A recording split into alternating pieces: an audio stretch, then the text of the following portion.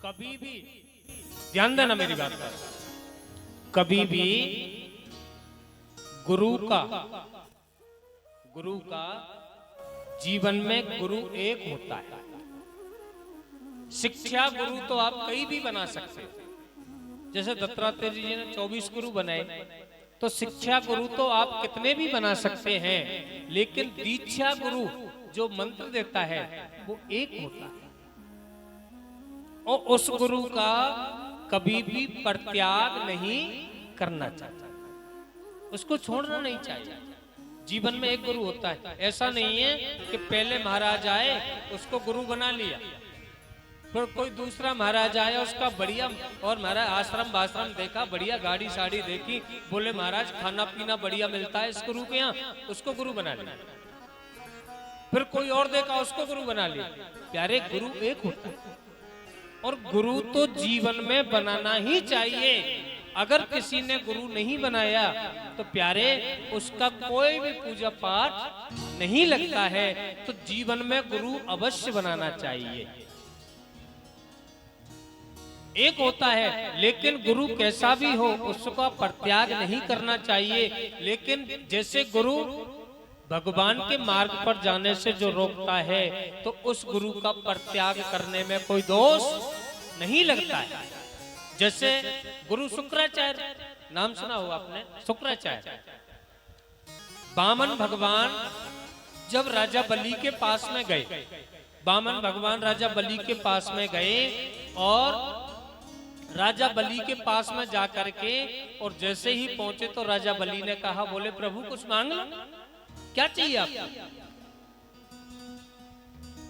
तो बोलते नहीं, तो बोले कहा, फिर कहा, बोले ऐसा करो ब्राह्मण कुछ मांगो, और जैसी कहा मांगो मांगो, तो आज वामन भगवान कहने लगे, बोले राजन हम तो जब लेंगे ब्राह्मण के बालक हैं, पहले संकल्प करो, हाथ में संकल्प करो जब लेंगे। अरे इसमें संकल्प की क्या बात है, आपको जो भी चाहिए, मैं इतना बड़ा दानी हूँ, राजा हूँ, और मेरे पास में आयो, आप मांग लो जो भी चाहिए। बोले हमको तो 3 पग भूमि चाहिए, पहले संकल्प करो, बगैर संकल्प के हम नहीं लेते। और जब बात कहने लगी संकल्प करो, तो राजा बलि के गुरु खड़े थे पास में, बोलो राधे राधे, बोलो ना। राजा बलि के गुरु जी खड़े थे पास में, और वो देख रहे थे, बार बार में संकल्प की बात बोल रहा है, संकल्प की है कौन? तो जैसे ध्यान लगा करके देखा वामन भगवान को, तो क्या देखा, ऐसा बेरोचनो साक्षात् भगवान विष्णुरव्यया कश्यपादित जातो देवानां कार्य साधका। बोले ऐसा बेरोचनो साक्षात् भगवान विष्णुरव्यया कश्यपादित जातो देवानां कार्य साधका। राजा बलि ये ना तो वामन है ना त्रेपन है, ये तो साक्षात नारायण है। ऐसा करो दान देने से मना कर दो। अगर तुम दान दे दिया इनको, तो ये तुम्हारी सारी संपत्ति का हरण करके ले जाएंगे, कुछ नहीं बचेगा, मना कर दो।